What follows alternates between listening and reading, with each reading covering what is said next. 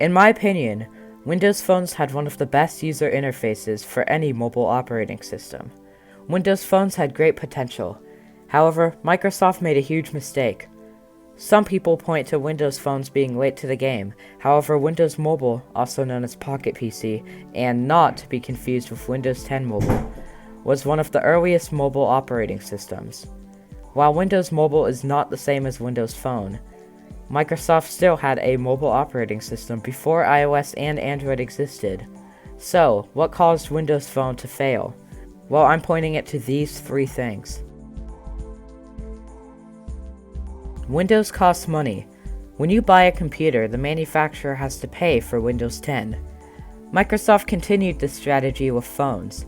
For example, if Samsung decided to make a Windows phone, Samsung would have to pay for the Windows Phone OS. There's just one problem. Android exists. Android is completely free, so if you own Samsung, why'd you pay to run Windows on your company's phone? This would make less profit per phone. If you used Android, you would make more profit per phone. Later, Microsoft made Windows free for devices under 9 inches, but it was too late. Microsoft also bought Nokia, which became Microsoft's first-party manufacturer for Windows phones.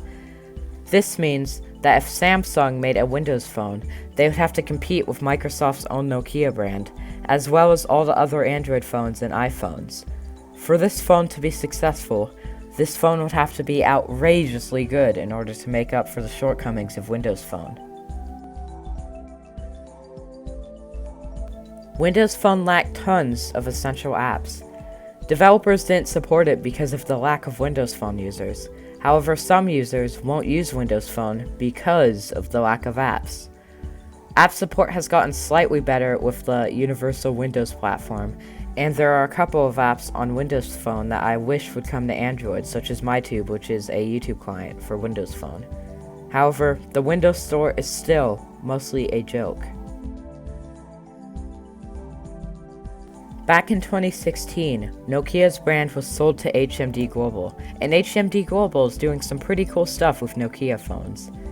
This was Microsoft's first signal that Windows Phone is dying. Eventually, on October 9th, 2017, Microsoft finally admitted Windows Phone was dead. Microsoft also decided to stop working on new features for Windows 10 Mobile and only push security and bug fix updates for the platform. Windows Phone is dead now. While I did research a lot about the death of Windows Phone, I am an outsider and I don't know what's going on inside the Microsoft campus. So, I decided that I will be interviewing a Microsoft employee about Windows Phone. Now, this interview was made at my school and I recorded it on my phone, so the quality isn't very good and there is some background noise, and there is also a part where the loudspeaker goes off and I have to edit that out. So keep that in mind while listening to the interview. Do you think Windows Phone could be revived? That's a good question. So, first, I'll just like to say that I'm speaking on my own accord. These are my own opinions and don't represent the views of Microsoft. Yeah. And I would say that at this time, I don't believe that Windows Phone could be revived as it currently was. The current product strategy, I think, failed due to lack of app support and lack of embrace from OEM partners, the same way that OEM partners embraced Android successfully and Windows for desktop successfully. It didn't happen as much with Windows Phone, and that combined with the app support and not as many users, I think it would be pretty tough to make a comeback with that current product strategy. Do you think that UWP helped the app support a little bit? Also a good question. So what's interesting about UWP, I think, is that it's got really great documentation, and all of the APIs are pretty straightforward, and it's a much more secure environment with which to build and run apps in Windows than Win32, which is the predominant Windows app framework. Yeah. And for those reasons, I think making apps for Windows in UWP is really great. But I think we're sort of seeing like a larger shift away from the app model with desktop computing anyways. Yeah. I think like on mobile especially, we're really entrenched in the app model with iOS Yeah. and with Android. But on Windows, there's not just one app store. There's a lot of different places people can go to get software, and people are doing all kinds of exciting things, like they're writing Electron apps, or they're writing progressive web apps, and they're using as much recycled website code as they can to like use across different platforms. And so I think while UWP is a really great framework, I don't think it alone was enough to necessarily like save Windows or to entice app developers. Do you think another thing is I can't remember the name, but there's this project to port Android apps to Windows Phone. Do you think that would have helped? So that's interesting. That was before my time at Microsoft, and I've not worked on that or anything related to that. But I think maybe it could have helped if there had been like a larger user base that was sort of clamoring to get software. Unfortunately, Microsoft made, I think, looking back at like what their strategy, they made it pretty easy for people to port and make apps for the platform. Like I made some apps with UWP. It was pretty easy. Right, and I think the larger reason that it didn't end up happening is because people felt like it wasn't necessarily worth their time. They weren't going to reach a lot of users that way, and maybe just better to focus on Android and iOS. Do you think? What do you think was the biggest mistake that Windows Phone made in terms of not getting that many users? That's a tough one. Again, like before my time, and these are my own personal opinions, not on behalf of Microsoft, but I will say that from what I can observe, I think that back when Google was sort of just when they had acquired Android, early 2000s, and they were the iPhone had come out. They sort of pivoted and reworked Android to be built for touch. They released the HTC G1 on T-Mobile. That was the first major Android phone. Google was super aggressive and like fast follower in that smartphone market, and they sort of just cut off Microsoft getting access to OEM partners. Because Microsoft, before Android and iOS, Microsoft was the Windows Mobile, not Windows Mobile 10, but Windows Mobile before Windows Phone came out. That was the leading platform for mobile. Exactly. And so then what happened is like OEM partners could license. They could use Android for free. They didn't have to pay licensing fees the way that Windows charged licensing fees.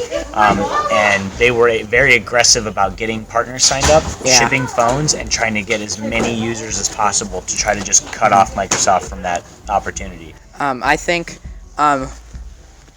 another big thing was that Google refused to make apps, and people need Google products, and that's another reason people wouldn't move to Windows Phone. Yeah, exactly. It's like the embrace, extend, extinguish strategy. Google, I think it's funny how it's kind of ironic how Microsoft started that, and then Google. It is. It is ironic, and I think like with Google, right? They saw that they could potentially kill this platform by not supporting it. And then they wouldn't have another competitor. Exactly. But my question is, why didn't they do the same for iOS? So I think with iOS, that's a good question. I think with iOS it's different because with iOS, there's such a strong user base, and the iPhone took off and changed a lot about how we sort of think about smartphones and how smartphones are designed. And there was so much weight behind that revolution in user experience and the number of people that had the devices. And also, iPhones are typically pretty high margin products, so a lot of wealthier consumers buy iPhones. And so I think Google knew that they probably weren't going to be able to like kill that platform by not supporting it, and they're actually missing out on a ton of users and a ton of data by not supporting it. And I don't really think they have the option for iOS, but with Windows Phone they certainly did. All right. And my last question: do you think Microsoft buying Nokia for Windows phones was a good idea? And do you think when Windows Phone died, selling it was a good idea? Good question. Selling the brand, I mean. Yeah. So I think it's obviously in hindsight, it's easy to say that it wasn't a good idea, but I think at the time, Nokia was a super large and like dominant phone maker, and so It was a good idea on Nokia's end because they were having that internal battle between reworking Symbian and starting a new OS. I can't remember the name. But for Microsoft, I mean, do you think it was a good idea for them? At the time, I would say I can understand the decision making behind it and like why they did it, and I think if it, it depends on how you frame the decision, what your values are. So I think for Microsoft at the time, and again, this is my personal opinion, this doesn't represent the company. Yeah. I think that they were looking to be a player in the hardware business, right? And so buying Nokia was a very dominant mobile phone hardware maker, and Microsoft has very deep pockets, so it made perfect sense to just go out and spend a bunch of money buying a big established hardware maker, and with the idea of just essentially now making them your sole hardware business, and having them only make phones for you. I totally understand why they did that, because they have the money. They had the money to do that. They had the money. That being said, due to some of the other things we talked about earlier, right, it never panned out that way. I think it was probably too little too late. It would have been a much smarter, move, I think, in hindsight, to get into the smartphone hardware business early on, like when Google and Apple were getting started with it.